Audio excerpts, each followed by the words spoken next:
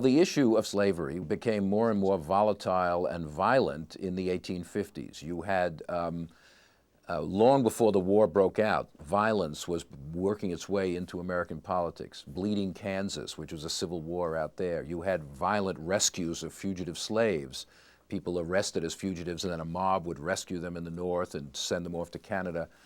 And you had this assault on the floor of the Senate, unprecedented, where Congressman Preston Brooks of South Carolina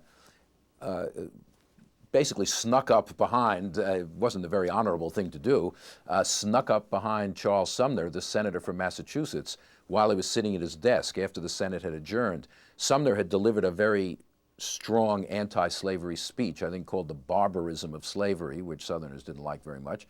And he seemed to be insulting Senator Butler of South Carolina, who was a cousin of Brooks, the congressman from South Carolina. Brooks thought this was an insult to his family, and he snuck up behind Sumner with a cane and started beating him over the head with his cane. And eventually this was stopped, but this showed you how even on the floor of Congress, the North-South division was becoming, difficult to control, to say the least.